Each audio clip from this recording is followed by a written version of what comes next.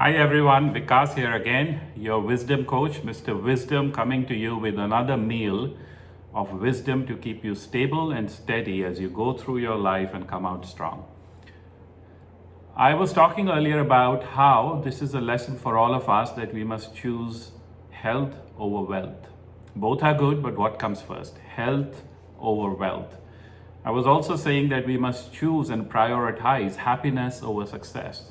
Both are important. Don't get me wrong, both are important, but which comes first?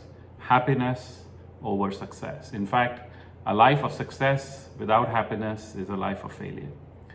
So I have something very interesting that came to my mind I wanted to share with you. You know that I've written many best-selling books, and many years ago, I believe it was 2006 or 7, I decided that I'm going to write 4 books, one a year, and on different subjects. So I came up with 4 different subjects, and my subjects was happiness, success, and then meditation, and of course enlightenment. So those were my 4 subjects that I chose: happiness and success and meditation and enlightenment. Then I thought to myself, which is the first book I should write? And I said, well, the whole world is running after success, so let me guide them and coach them on how to create success. So I wrote my first book. It was called The Little Manual of Success, and it became an international bestseller. Thousands of copies were sold. In fact, there were copies which were pre-sold. The first print run was pre-sold. That's how beneficial people found it. Anyway, so the first year I wrote The Little Manual of Success, and it became a bestseller. If you haven't checked it out, read the book. It's a good book. It's a really good book. I did a lot of research, and I wrote about the qualities of successful people.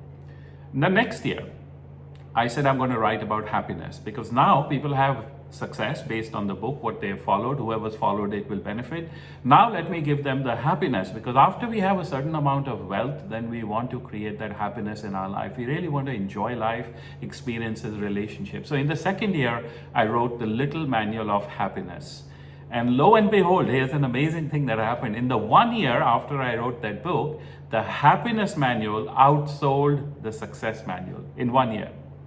And what does that show us? That shows us that the world is hungry for happiness. The world, anywhere people are, whoever they are, they want happiness. And happiness outsold the success manual. So The Little Manual of Happiness is my #1 best-selling book around the world. If you haven't read it, go to my website or get it from Amazon. You can go to SoulCentre.org and read those books. They really benefit you. Then the third year, I wrote The Little Manual of Meditation, also a bestseller. And the 4th one was The Little Manual of Enlightenment. That's the whole series.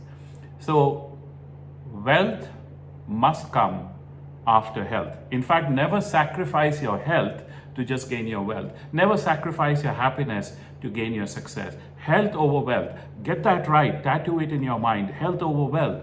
Happiness over success. Both are good, but what comes first? Be clear. Don't ever lose your priorities. Look around you and see what's happening. Priests are getting infected. Political leaders, people of power, managing entire armies are getting infected. Royalty is getting infected. Business leaders, CEOs, billionaires are getting infected. Because the virus doesn't care who you are on the externals. The virus is here as an act of rebalancing. I mentioned that earlier. It's an act of rebalancing. It's balancing us, it's balancing our lives. And most of all, it is balancing the planet, which has gone out of balance. Who's pushed it out of balance? Remember, I said this line, and a lot of you wrote to me and said, I love that line of yours, and it's so true. I said, the earth is smiling. The universe is smiling. The planet is happy. The birds, the fishes, the animals, everything other than humans are smiling. And we are the only ones who are suffering and crying at the moment. So this is an act of rebalancing. The earth is balancing itself, everything is balancing out, and we need to also learn our lessons from here. So what I want you to do is to understand that this is not a curse of the gods. You know, that's what used to happen 200, 300 years ago when a volcano used to burst. They would say, oh, the gods are angry. When they used to see thunder and lightning, or when there used to be an earthquake, they would say, oh, the gods are angry. Today we have progressed, we have evolved.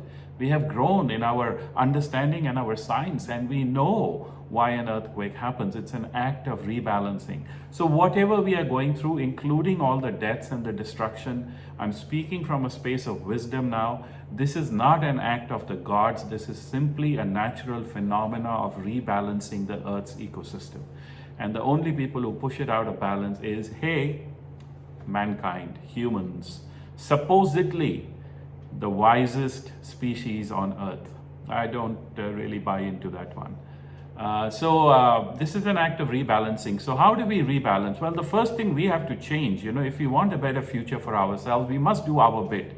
I mean, it's not the time now to look at what the leaders are doing and what the countries are doing. They'll do what they have to do, and we have to follow that, and we must keep on encouraging them to do the best to get us out of this situation.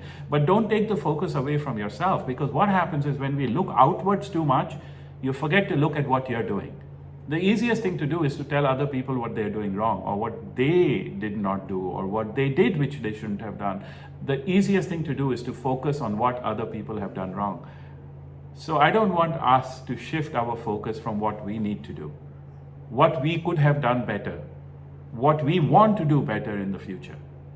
So how does this begin? It begins by changing our mindset, and wisdom is the food for the mind. Wisdom is what builds the mindset.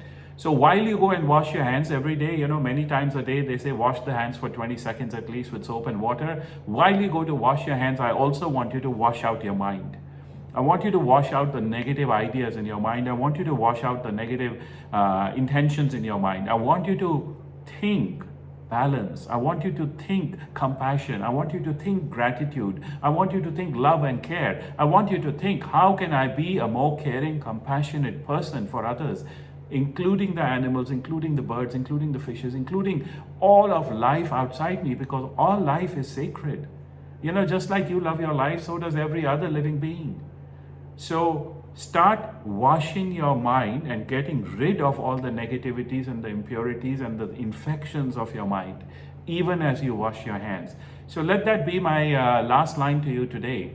Wash your hands and wash your mind together with it. 20 seconds at a time, many times a day. Wash your hands and wash your mind. And then let's start building a new future with wisdom, because wisdom is the stabilizer of life. Get wisdom into your life, make wisdom your foundation, and let's build our future on it. Let's go higher, bigger, better, brighter, because wisdom wins. Vikas out. See you soon.